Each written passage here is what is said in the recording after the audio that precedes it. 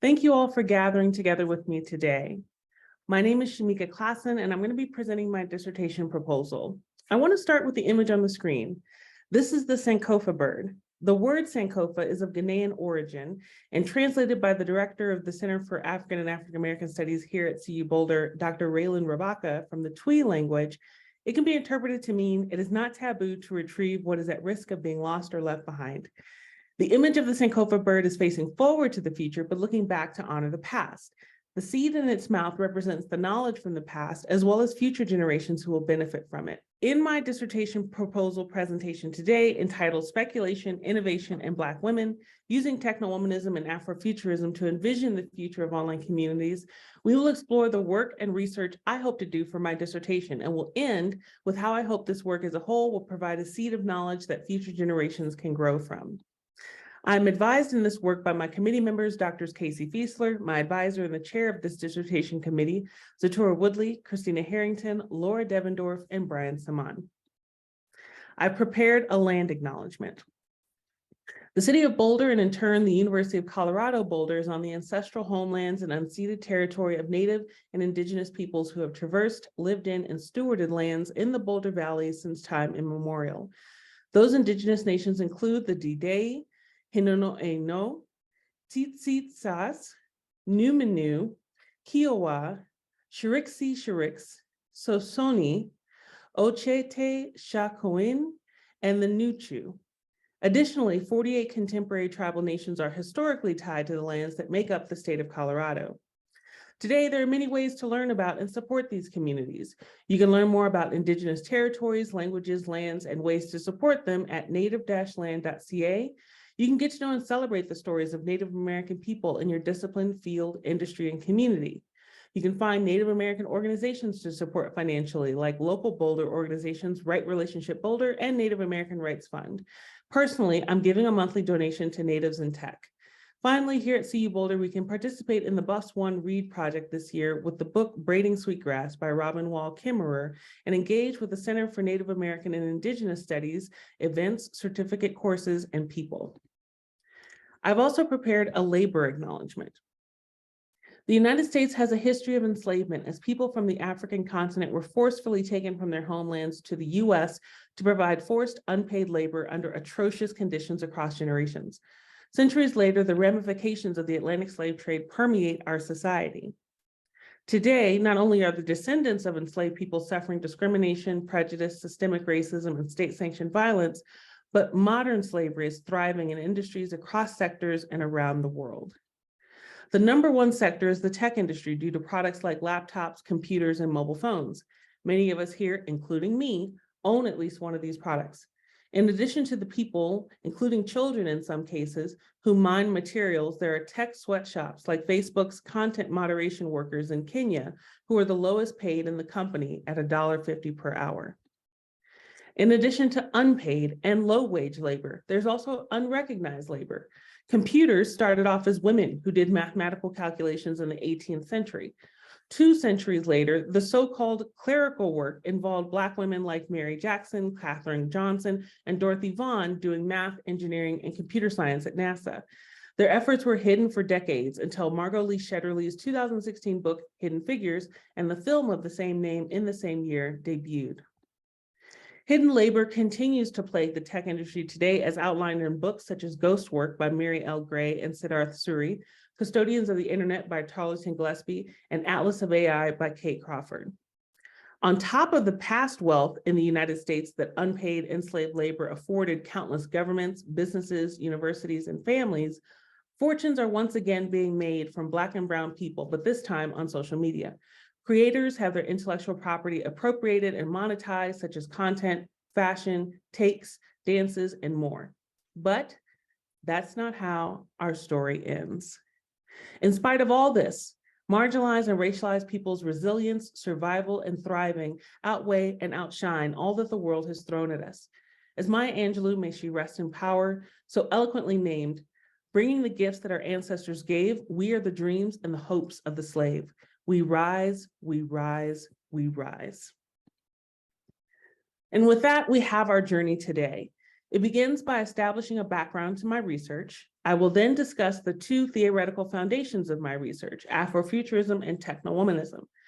This will be followed by a discussion of my proposed research that will include the prior completed motivating work for each study. After outlining a research timeline, I will conclude with the contributions of this work. Let's face forward to my proposal, but look back to what grounds my research. In this dissertation background section, I will discuss the ways in which Black women are and are not recognized in tech and tech-adjacent spaces.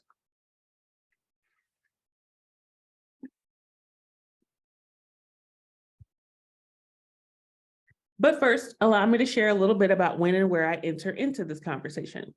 Acknowledging and applying standpoint theory and inspired by the positionality statements of Black women researchers in human-computer interaction, such as Sheena Arete, Yolanda Rankin, and Chiquita O. Thomas, my positionality as a researcher anchors my identity and lived experiences in Black womanhood and informs the knowledge that my research produces.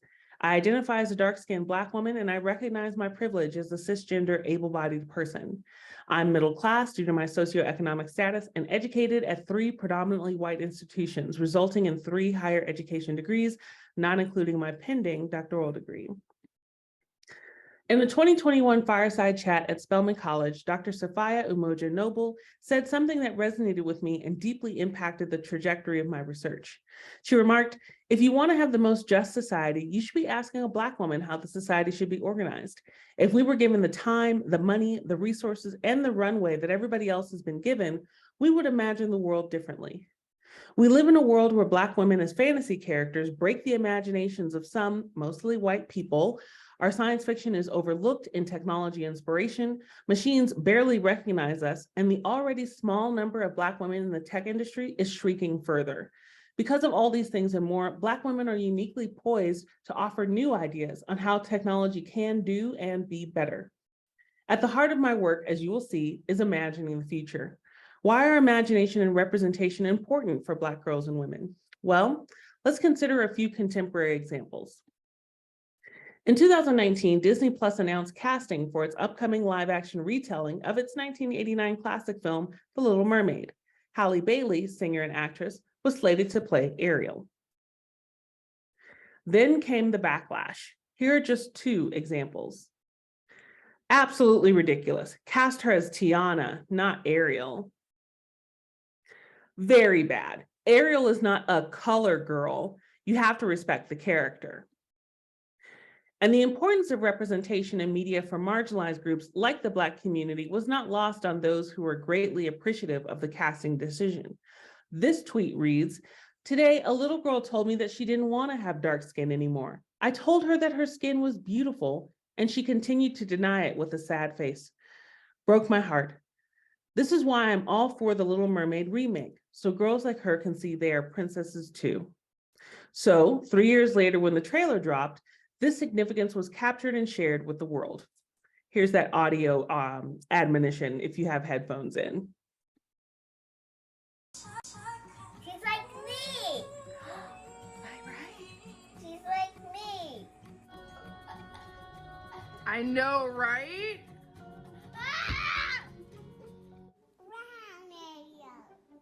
What do you think about the Ariel that you just saw? I liked her. Why? She's beautiful. And I don't know how she's singing so beautiful and lightly. And yeah. She's beautiful and she looks like what? She looks like you. Yeah, she's brown like you. We're gonna go see it when it comes out in the theater. Yes! But of course, we can't have nice things. Even though water spirits and gods like Mami Wata have existed for centuries in various African and Pan-African cultures, detractors cried foul over there being no such thing as a Black mermaid. There was even an AI scientist earlier this year who digitally whitewashed the trailer to change Halle Bailey's Ariel to a white-skinned, red-haired mermaid. According to the AI scientist, he could redo the entire movie within 24 hours of release. So Black women are shunned in fantastical roles, but what about science fiction? When it comes to the science fiction that inspires innovation in technology, oftentimes contributions from people of color are woefully missing. Here's an example from the Samsung Galaxy Watch that debuted almost a decade later. And again, audio warning. With this miniature transmitter. All right. Come in, Chief Quimby. Yes. What time is it? 8:29. Thank you. It's all right. This is 86 reporting into control. How's it going? I have an emergency situation. Relay the information to headquarters. Enterprise.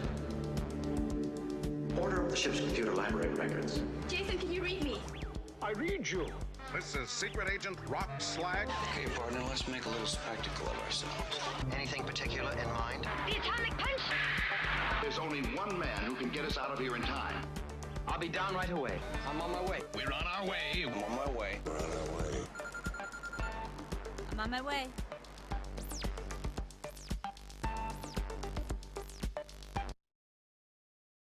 Where are the Black women with their go-go gadgets? Are we not in the future? Science fiction, like fantasy, can be whatever we want it to be. So why not embrace some science fiction that features Black women and people of color? The canon of science fiction that influences technological design can stand to be more diverse and inclusive, especially in regards to contributions from Black women, as I argued with committee member Dr. Christina Harrington and Professor Yolanda Rankin in the paper entitled All That You Touch, You Change, expanding the canon of speculative design towards Black futuring. There's actually a rich tapestry of Black women authors represented in science and speculative fiction, from authors like Octavia Butler, Nalo Hopkinson, Nnedi Okorafor, Tananarive Due, Nisi Shaw, N.K. Jemisin, and Andrea Hairston, to name just a few. In addition to Black women writing science fiction, there are Black women embodying science fiction characters. On the small screen, there's Hel from the series Cleopatra 2525, Nebula Wade from Xenon, Girl of the 21st Century, Zoe Washburn from Firefly, Martha Jones from Doctor Who, and Hippolyta Friedman, aka Oridlia Blue from Lovecraft Country. The long-running Star Trek series featured several Black women from the original in the 1960s to the latest series, Discovery, such as Uhura, Guinan, Lieutenant Palmer, and Michael Burnham. And then there's the big screen. In the MCU alone, there are at least 3 prominent Black and brown women of note to choose from: Shuri of Black Panther, Gamora from Guardians of the Galaxy, and Valkyrie from Thor. Just as they are absent from the fodder for technological innovation, the people designing and developing the technologies of tomorrow today are more often than not Black women. The statistics for diversity in the tech industry and STEM fields are quite dismal. The National Center for Women in Information Technology analyzed demographics by occupation from the Bureau of Labor and Statistics and reported that in 2014, while 26% of computing occupations were held by women, only 3% were Black. Anita B., the nonprofit dedicated to helping women and non-binary technologists succeed, also shared an alarming statistic. In 2021, top companies collected and analyzed data on more than 500,000 US technologists from 56 companies. From this data, of the 26.7% women working as technologists, only 1.7% were Black women. And the Black women who are in the tech industry are often not recognized for their scholarship and contributions, but instead actively challenged, such as the gender shades research by Bulamwini and Gabru, which was disputed by the facial recognition companies who were called out. And in cases like Gabru's, her research as Google's co-leader of the ethical AI team resulted in her being ousted. When it comes to recognizing Black women technologically, machine learning algorithms used in facial recognition software are least successful when recognizing a Black woman's face. In Joy Bulamwini's spoken word piece, AI, Ain't I a Woman, she points out the discrepancies. Our first example is a picture on the left of American abolitionist and women's rights activist Sojourner Truth. Google's facial recognition system is 74% confident that the image is of a gentleman. Here on the right, we have IBM Watson scanning another image of Sojourner Truth and determining the image is of a clean-shaven adult male with 77% confidence. For former talk show host Oprah Winfrey, Watson is just over 50% confident that she is the First Lady. Oprah Winfrey has not, nor likely will ever be, the First Lady, but Michelle Obama was. This output from Microsoft's facial recognition software with a young Michelle Obama on the left wearing a yellow shirt reads 79% confident as a young man wearing a black shirt, while also being 93% confident that there's a hairpiece in the image. Showing some agreement about a very wrong take of the image is the same image in Watson's software on the right being rendered as a toupee or hairpiece at 66% confidence. Ruha Benjamin points out that Silicon Valley positions technology as humanity's savior, and Hollywood tends to present technology as our destroyer. But either way, our agency is removed from the equation of this dichotomy. My research aspires to give Black women the opportunity to embrace their agency when it comes to what technology may look like in the future. Now I want to briefly review the two theoretical foundations to my dissertation research, the first of which is Afrofuturism. A somewhat recent and contemporary example of Afrofuturism was the superhero film and phenomenon Black Panther, based on the homonymous Marvel Comics character that debuted during Black History Month in February of 2018. Taking place mainly in the fictional country of Wakanda, the film uses specific African-inspired sets, clothing, hair, and accessories as the backdrop for a story that addresses both African and African-American issues. Rooted in such an Afrofuturistic imagination, the film resonated with many, despite decades of Hollywood relegating Black-led films to the cinematic doldrums, as its box office draw surpassed 1 billion worldwide. Sociologists Strong and Chaplin, speaking of the impact of the film in conversation with the potential of Afrofuturism, note that viewers of Black Panther are left with a clear example of the following notion. Imagination gives us agency. If we can dream it, we can change it. The combinations of imagination and Blackness created a springboard for futuring unlike any other. According to literary critic Mark Deary, the neologist of the term, Afrofuturism engages two main questions. Can a community whose past has been deliberately rubbed out and whose energies have subsequently been consumed by the search of legible traces of its history imagine possible futures? And secondly, isn't the unreal estate of the future already owned by the technocrats, futurologists, streamliners, and set designers, white to a man, who have engineered our collective fantasies? It is these two questions that undergird and spur the offerings of Afrofuturism. In short, Ytasha Womack defines Afrofuturism as an intersection of imagination, technology, the future, and liberation. Afrofuturism is a robust tool for exposing biases, revealing power structures, and centering Black voices and experiences. By looking to Afrofuturism, the lens with which one sees people in the Black diaspora can shift away from stereotypes or deficit models as a starting point, and instead offers empowered people with agency over their narrative, representation, and temporality, be it past, present, or future. Ultimately, infusing Afrofuturism allows room and space for the celebration of Black experiences and perspectives alongside poignant futuring that provides a sharp and focused critique of current technologies. It also provides space to enact agency on how those technologies can be designed and developed while centering the hopes and concerns of marginalized people. In addition to functioning as a tool for bringing the past, present, and future experiences of Black people into design spaces, Afrofuturism is one theoretical foundation that informs the research design of the subsequent studies as an integral variable in the research questions, methods, and analysis. Next, let's discuss the second theoretical foundation of my research, Technowomanism. Before discussing Technowomanism, we must first take a moment to present to some and introduce to others womanism. In the 1983 book, In Search of Our Mother's Gardens, A Womanist Prose, author Alice Walker defines womanist in 4 parts. In short, a womanist is first and foremost a Black feminist or feminist of color. A womanist is committed to the survival and wholeness of the entire people and is not a separatist except occasionally for health. A womanist loves the moon, roundness, the struggle, and herself regardless. And finally, the most often quoted portion of the definition reads, womanist is to feminist as purple is to lavender. Technowomanism builds on the womanist ethic and centers the wisdom of Black women in analyzing and addressing social justice issues in the digital space and around technology. More specifically, Technowomanism is an interdisciplinary womanist theoretical approach to analyzing, understanding, and explaining the intersectional nature of the human experience within and outside of the digital space, as well as in and around technology. Technowomanism is comprised of 3 tenets from within this definition: interdisciplinarity, intersectionality, and the techno realm. For the sake of brevity, I will focus on the interdisciplinarity of technowomanism for this proposal. The interdisciplinarity of technowomanism includes critical race theory, Black feminist thought, and digital Black feminism. Let's briefly touch on each now, starting with critical race theory. Contrary to popular conservative beliefs, critical race theory is not blaming each white person in the United States for being a racist. Instead, CRT was developed in the 1970s by legal scholars, lawyers, and activists to study and transform the relationship among race, racism, and power.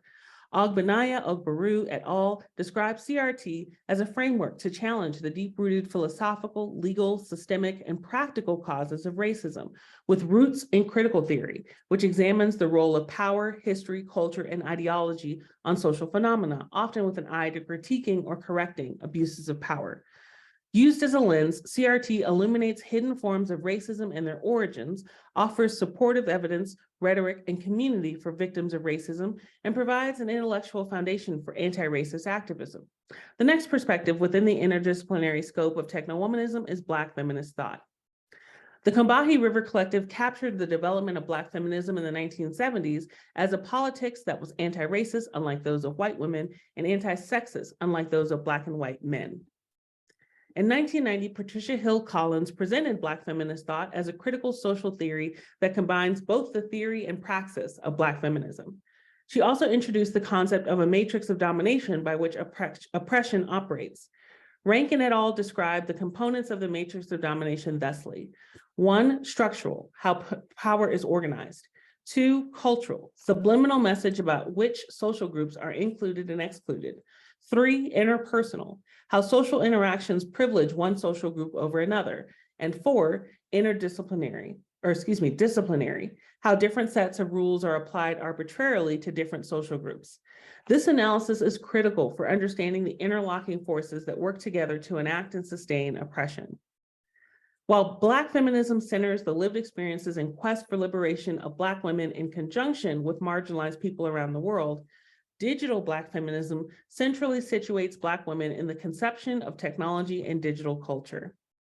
A goal of digital Black feminism is to rightly position Black women online as central to the future of communication technology, and through engagement with Collins's Matrix of Domination, Joan Morgan's Hip Hop Feminism, and Anna Everett's Black Technophilia, Catherine Steele, pictured here, outlines the new era of Black feminist thought and discourse online.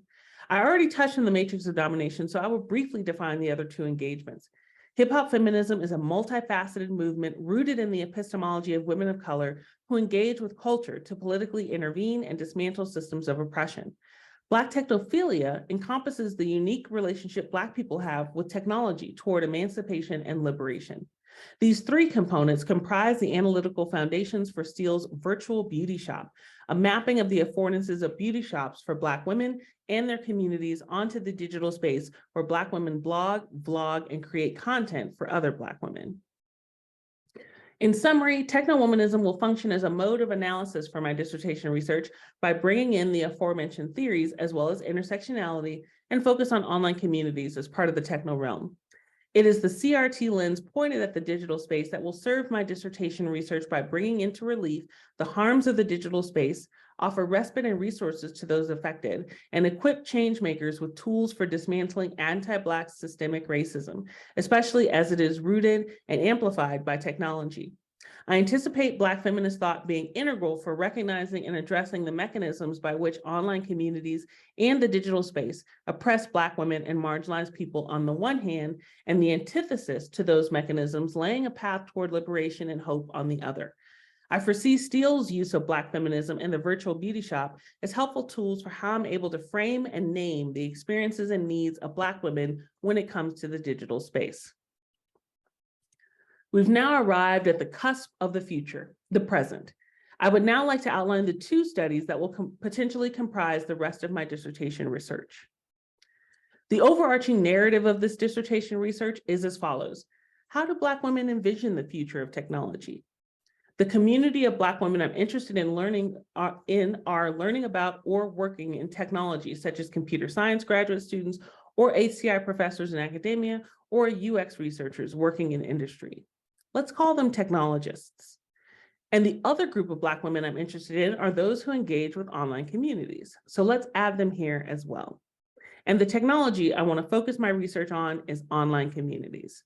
I plan to explore this question across 2 studies. The first study, Black Women to the Future, opens the conversation to futuring about online communities with the aforementioned Black women technologists. The second study, Revisiting the Black Mirror Writers' Room, invites ethical speculation about future harms of online communities and how to mitigate those harms. How about we go into more depth on each study, including the motivating prior work for the study and its research design.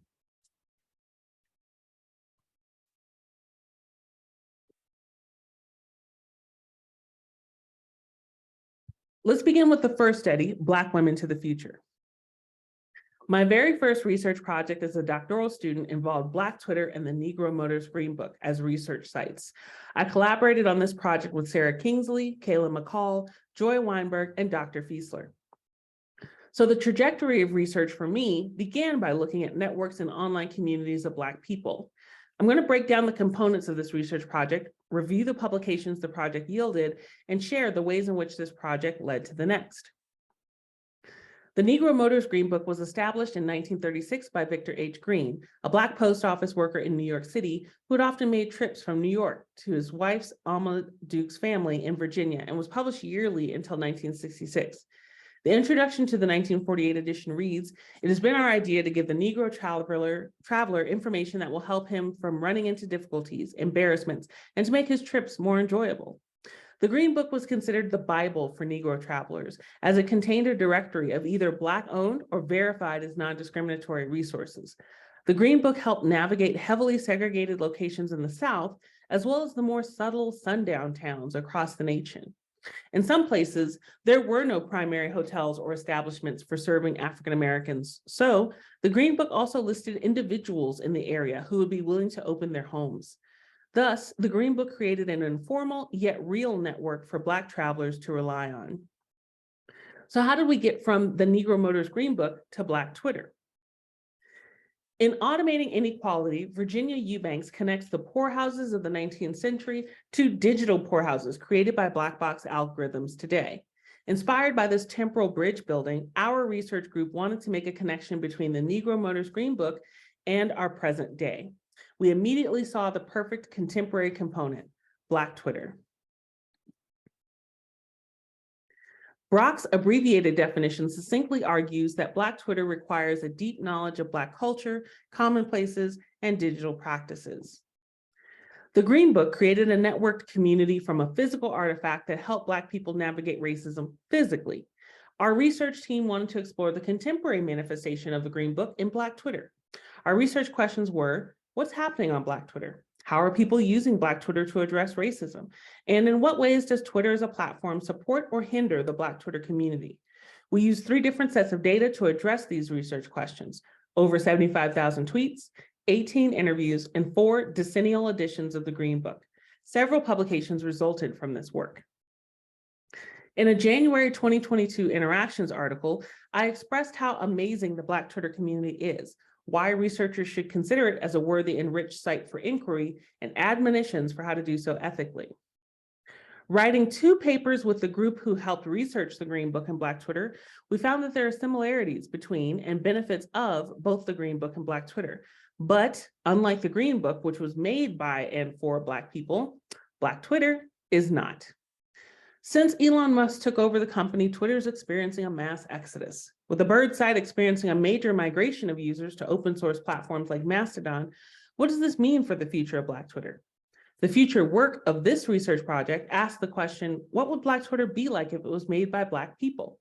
This question was explored in the next research project that motivates my dissertation research. This project is a design fiction entitled The Stoop, a positive speculation about designing Black digital spaces. In 2005, science fiction author Bruce Sterling coined the term design fiction. He later defined it as the deliberate use of diegetic prototypes to suspend disbelief about change. Diegesis in medical media theory refers to the world of a story, so a diegetic prototype is one that exists within the world of a story. For my design fiction, I chose a future social media platform and the way it came to be as the diegetic prototype to suspend disbeliefs about technology created by and for Black people. The Stoop is a future fictional social media platform.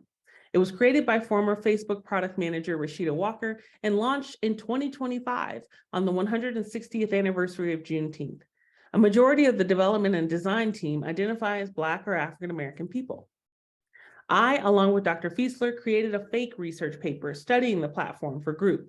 The resulting imaginary study is a window into a digital world built for and by Black people with a view overlooking the care, intention, and passion that went into creating such a digital space grounded in the visions, hopes, and concerns of Black women and Black people.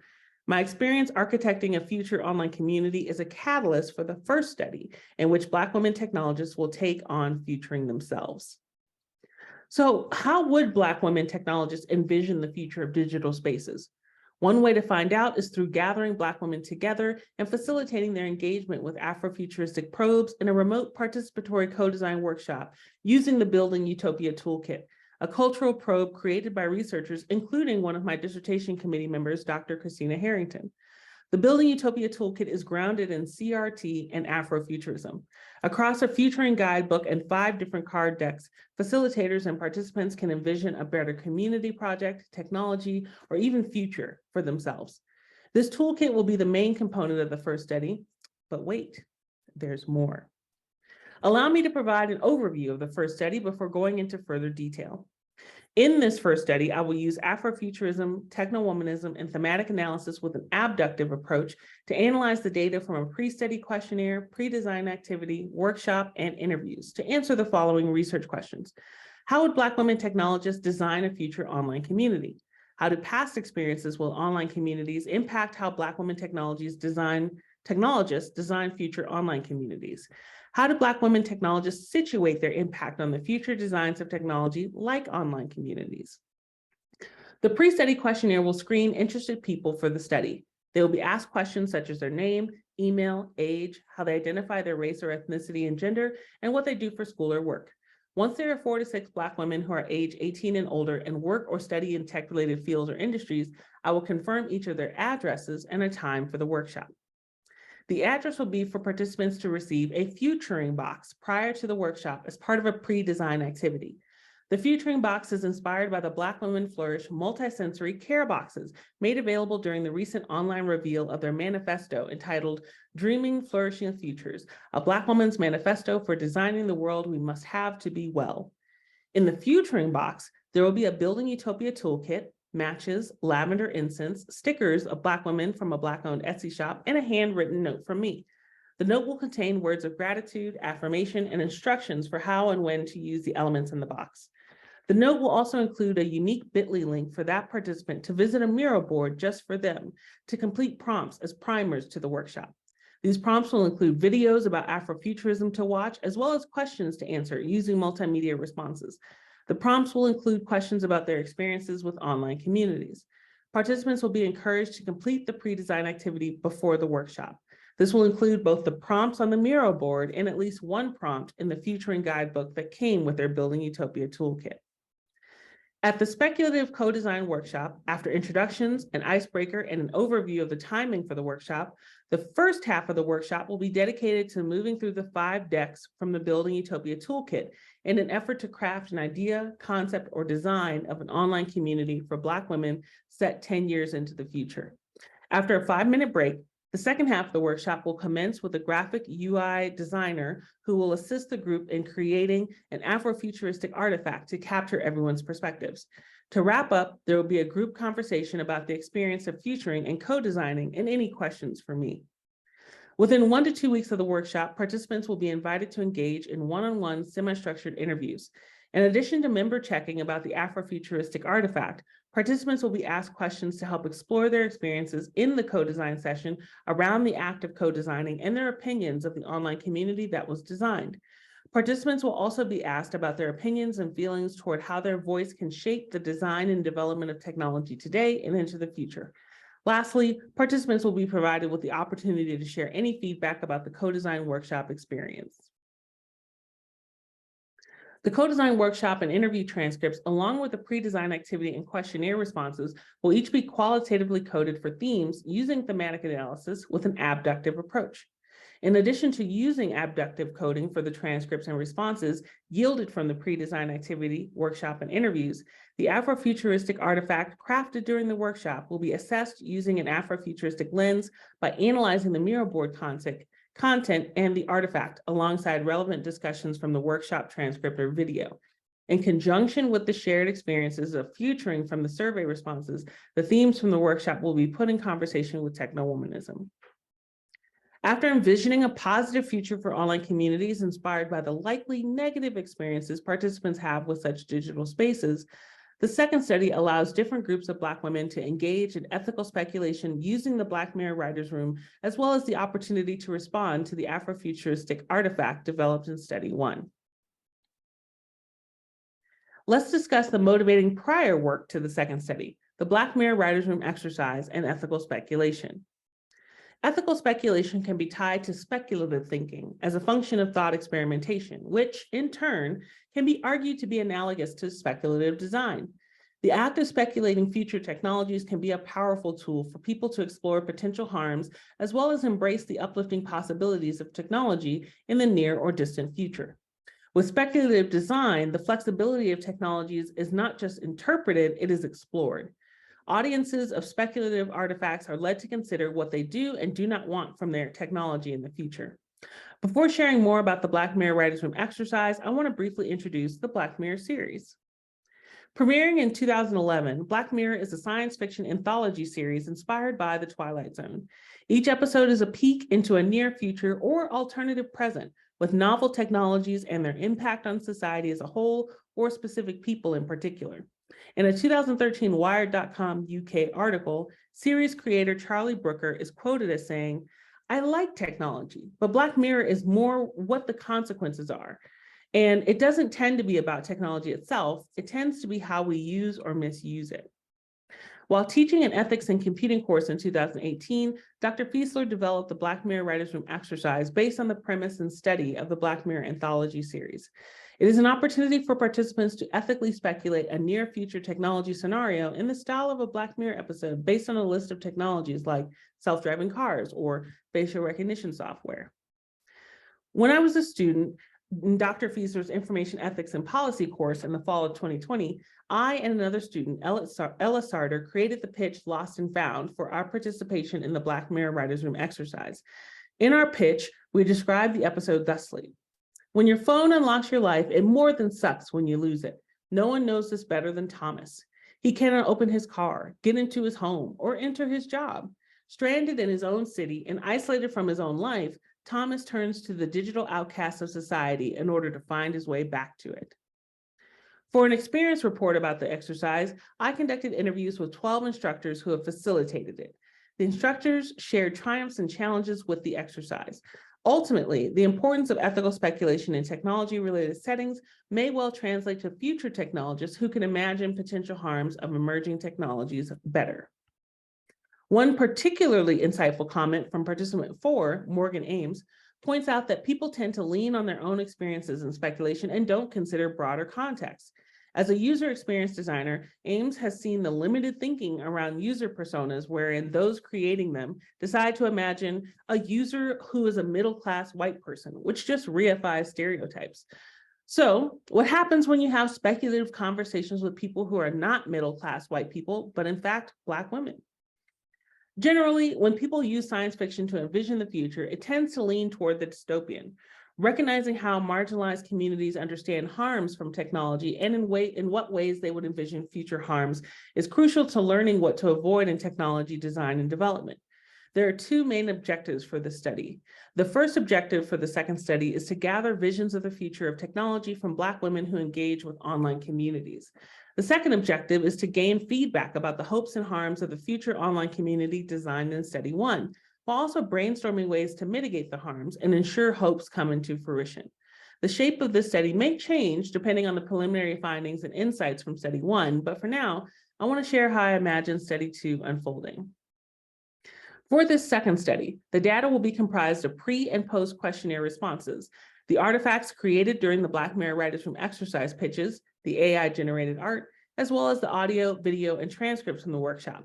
Through Afrofuturism and Technowomanism frameworks and an abductive approach to thematic analysis, the following research questions will be addressed. What themes emerge when Black women envision the future of digital technologies? How do previous experiences with digital technologies in general and online communities in particular impact how Black women envision the future of these technologies?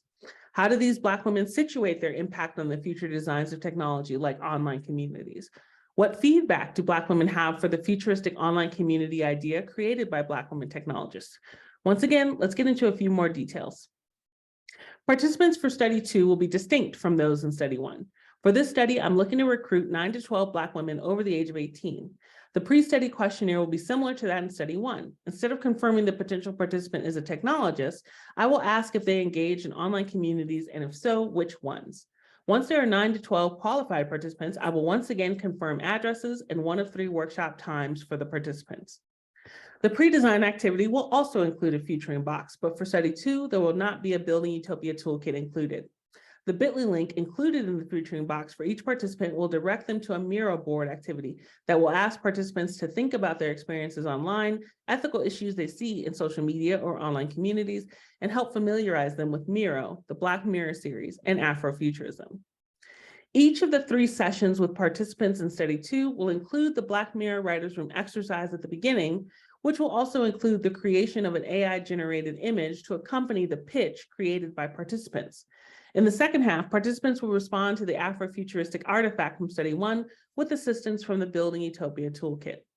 Shortly after the workshop, participants will each be invited to complete a questionnaire about their experience and to share their impressions from the workshop.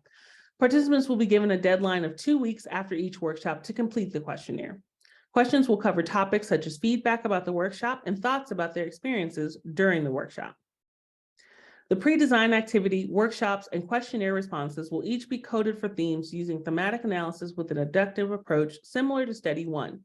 No interviews will be coded in study 2, and each of the 3 workshops, along with the pre-design activity and questionnaire, will be coded as outlined in study 1. The Black Mirror pitches will be analyzed from an Afrofuturistic lens, and the feedback about the Afrofuturistic artifact from study 1 during the Building Utopia portion of the websites of the workshops will be analyzed using Technowomanism. This research is going to take some time. Let's look at that time on a line, a timeline, if you will. Upon completion of the dissertation proposal this month, I will submit the Study 1 IRB protocol for review and acceptance.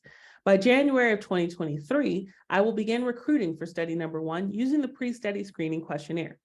During spring semester of 2023, study number 1 will be completed, including sending out the pre-design activity to participants, facilitating a co-design workshop with the Building Utopia toolkit, conducting interviews with participants, analyzing the data from these activities as it becomes available, and writing up the results. In May of 2023, the IRB for study 2 will be submitted for review and acceptance. Once approved, recruitment for study number 2 will begin using the pre-study screening questionnaire no later than June of 2023. The pre-design activities will be sent out to participants once recruitment for study 2 is complete. And after each of the 3 Black Mirror Writers Room exercise workshops, the questionnaire will be sent to participants. Data analysis will be conducted as data becomes available. Next, the results will be written up by the end of September 2023. From October 2023 to early February 2024, the remaining elements of the dissertation will be completely written. The oral dissertation defense will take place in mid-February, no later than early March of 2024.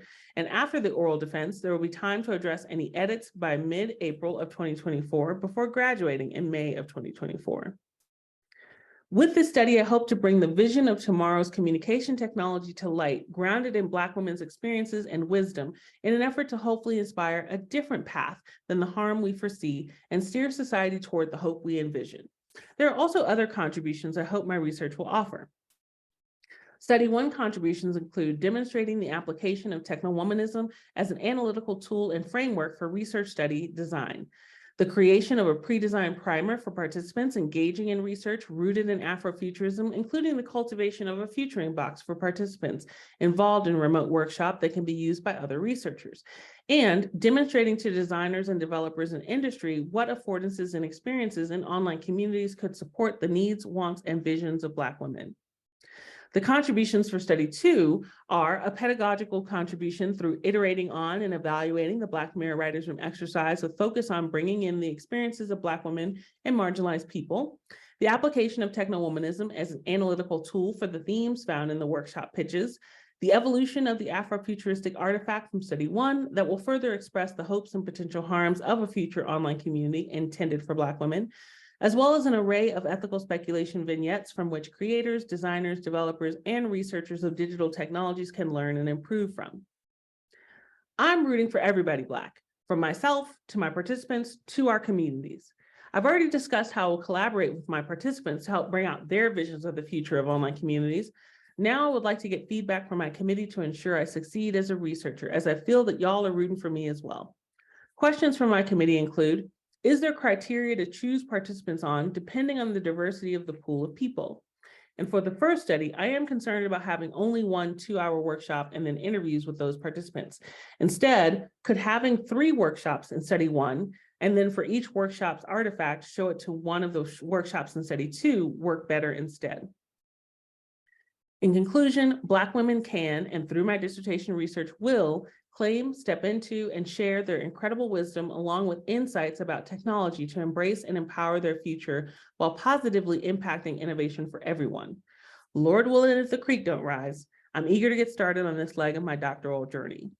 I'd like to give gratitude to my dissertation committee, especially my chair, Dr. Casey Fiesler, to the Internet Rules Lab and Creative Computing Lab for their assistance, Morgan Schuerman and Michael Ann DeVito for research consulting, the Center for Native American and Indigenous Studies Program Director, Siboney Salazar, and Faculty Director, Dr. Andy Cowell for helping me craft the land acknowledgement, Jay Niaz and Natalie Araujo Melo for assisting with the labor acknowledgement, the Black Women's Writing Group and Black Doctoral Students Group for holding space to write and get feedback, and my husband, Sean Klassen, along with everyone else who's encouraged and supported me thus far.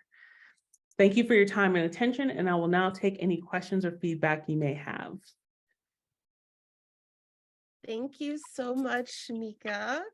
I see we have a round of visual and digital applause. That was great.